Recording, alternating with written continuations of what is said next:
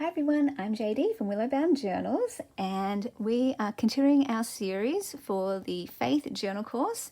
That is a free course right here on my channel. We are currently in section 2, part 2 of this course. In section 1, we gathered all of our materials, including the pages for the journal that we're making. In the last video, we made the cover, so I hope I've given you enough time to have made that. I absolutely love it. And now it's time to do our pages. So I have got a whole bunch of vintage ledger papers and a combination of coffee dyed papers and cream paper, sketchbook paper, note paper, all that kind of stuff. Lots of fun pages. So I'm just going to sort of put them aside here, and let's pull our cover back. And I'm just going to start with this small one here.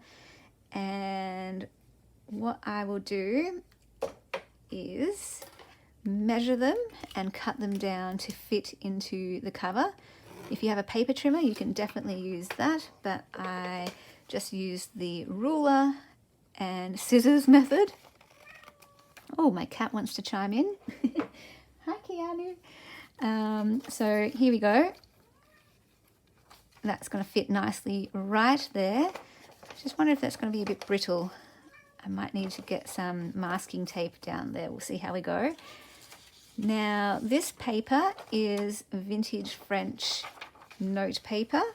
So I just want to fold it not all the way in half. Maybe I can actually.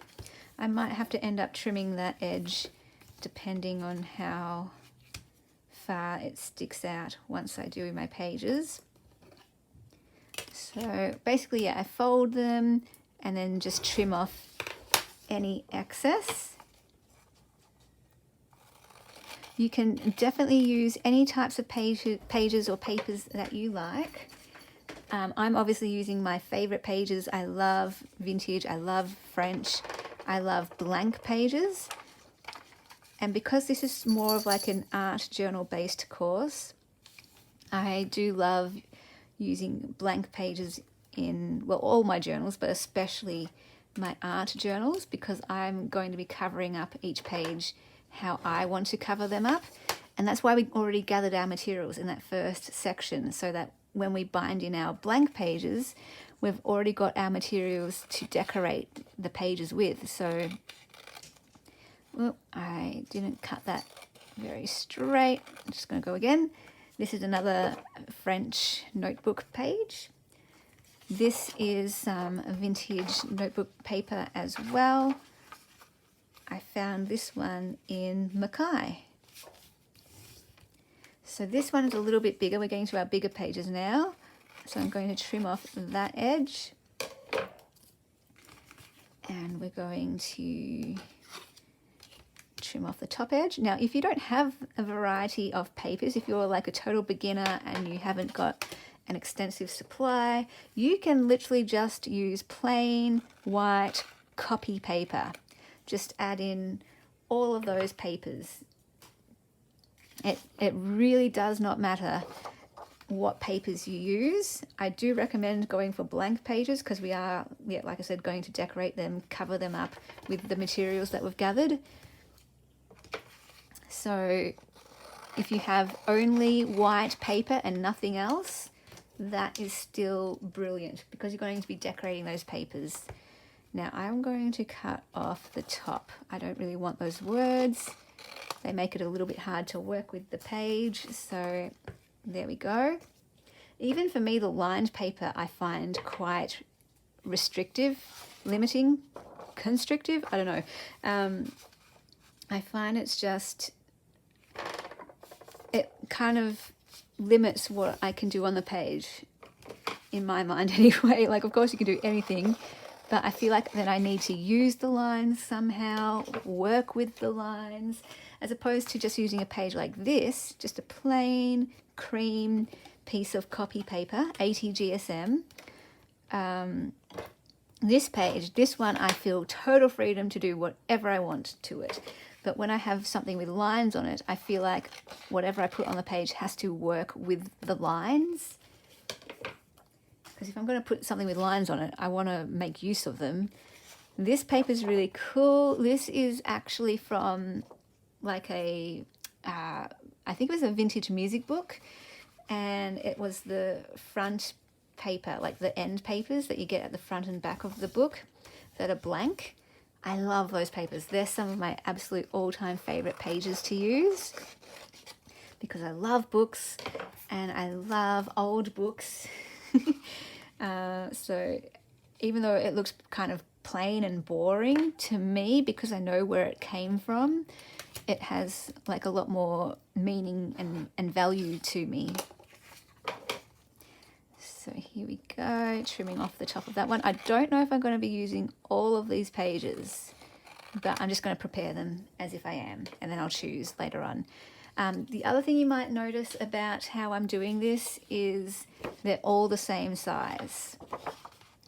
So I prefer my pages to be as large as possible.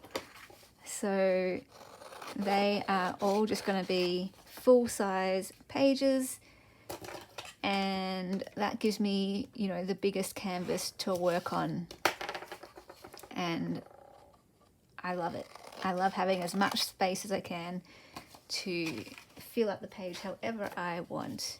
This is some French paper too. It was from a French book, like a French book of, it wasn't actually a book, it was a French paper pad.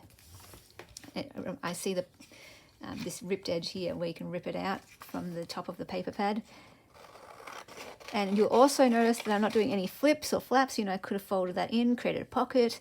There's no flips, no flaps, no pockets in my personal journals because I just like plain full-size pages. Now I don't need to rule this because I can see with these lines where I can go.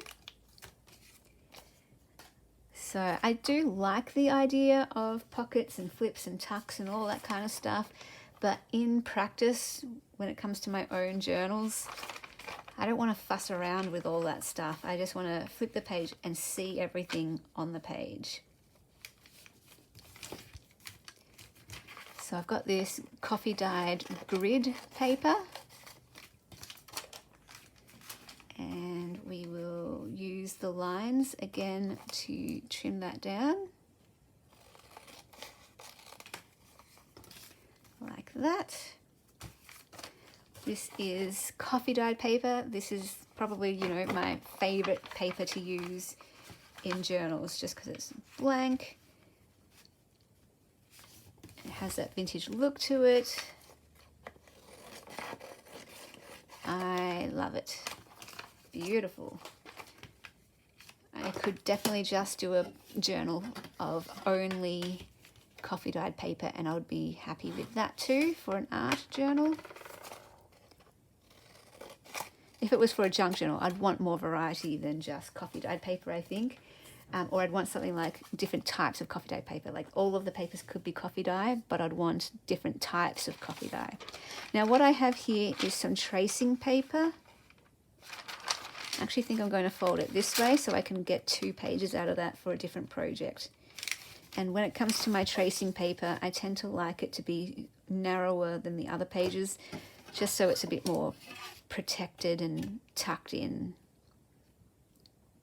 But this is some of my favorite paper to use in art journals. So I've got this extra page for a different journal. Then this is vellum, so it's a little bit thicker. And I don't know if I'll use both, but I have the option if I want it. What am I doing? Let's do this.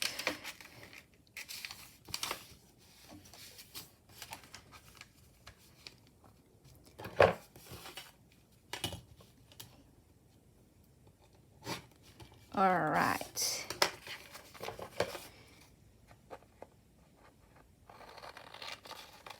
So I actually don't think I'm going to use this one. It's such a beautiful big ledger page that I thrifted, and I think I'm going to save that for a different project because I believe I already have enough pages. So what I do is deal them out like cards, like this, so I can get a lay of the land. And I've got 2, 4, 6, 8, 10, 12, 15. I'm only really going to need 10 or so. So let's see. How am I going to do this? I like just starting off with a straight coffee dyed page, because then I have freedom to do whatever I want on that. Then I might use some of this beautiful lined paper, and then I want to kind of alternate between these types here. So I might go some cream. No, I'm going to go the book page. Then I might go the vintage French one. Now I'll do the cream. Then I'll do the coffee dye. Then I'll do the, what's that called? Sketchbook paper. And so I've alternated here, and what I then want to do is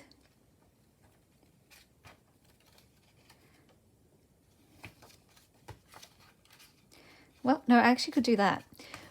For me, I've only got 10 to 12 I am statements that I'm going to fill up in my journal. So I can do 1, 2, 3, 4, 5, 6, 7, 8, 9, 10, 11, 12, 13. I think I'm good, because I don't know if I am going to do a full page, double page spread per prompt. Some of them I will, but some of them I just want a single page where I do one of the I am statements here, one here.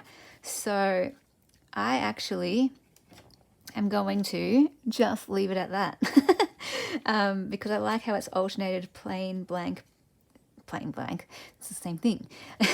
Blank, something on it, blank, something on it. But what I will do is add these two. I just want a couple of novelty pages. So I will add one here, and I will add one here. So I do have some leeway. I've got some extra pages if I want them, because the other thing I can do is I don't have to only fill this journal with I am statements. I can add other images just to decorate a page, or some papers just for journaling, that kind of thing. So if you want to know how many pages I've used, 1, 2, 3, 4, 5, 6, 7, 8. I've used 9 pages. The other thing is, do I want an even 10? Hang on a second. Let me just see if I want to use an even 10, because I'm feeling like I don't want to use this blue. It doesn't really fit with what's happening in the journal now. I don't know if I want to use that. It's too white. It's not really happening for me. I could use that, but I've already got this one, so that's kind of like a double up. What I'm thinking is, do I want this?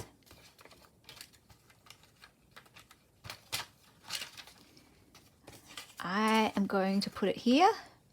I like having a blank page to start and a blank page to have in the middle. So I've got 10 pages, an even 10, so that way I've got some leeway if I want to do extra journaling or just have pages that are pure decoration. But I am most likely going to, as I fill it up, rip out pages. I don't know if I will, but my track record is that I tend to rip out pages. If I don't need them, I will rip them out. And because I don't like bulky journals. I know there's only 10 pages, so it's not really going to get that too bulky. But yeah, I know that that's going to do me well. I've got extra pages if I need it. I can rip some out if I want to, or I can find a way to fill up the excess paper. But I'm only going to have 10. I'm not going to have more, just because I want this to not be too intimidating. So you have a smallish journal that doesn't have too many pages that you're overwhelmed and thinking, oh my goodness, I need to fill up all of those pages. How am I going to do it? We've got 10. By the end of this, I'll probably have fewer than 10. And so it's just going to be a nice, small, simple journal that hopefully is not going to be intimidating you at all. And, you know, throughout the rest of this course, I'll guide you with how we're going to fill up these pages with this method that I love. Now, I'm going to leave it there for now so that you can go ahead and prepare your pages, choose which ones you want, arrange them, choose 10 pages, that's your task. Set them up how you like. In the next video, we will go ahead and bind these pages, because I know that can be an intimidating part of the process. And I know some people have always had it in mind that they want to make a journal, but they just haven't crossed that line yet because of the binding. So I'm going to dedicate a whole video just to binding and give all my tips and tricks for that. And yeah, hope you have fun gathering your pages. Feel free to share a photo of what you've done so far in the Facebook group page, or tag me on Instagram. All the places you can find me are down in the description box. And I look forward to seeing you in the next video. A big special thank you to my beautiful patrons who supported me in April. If you like my channel and would like to support it as well, there are a few ways you can do that. One is by becoming a patron, where you get access to all my extra videos, including my member videos and the journal making series each month. And depending on your tier, you also get access to every digital kit in my Etsy, plus a new one each month. And there are various mail tiers as well, where I send you some goodies in the post. You can also support my channel by becoming a member of my channel by clicking the join button, and all of the information and links are down below in the description box if you are interested in supporting Willowbound Journals.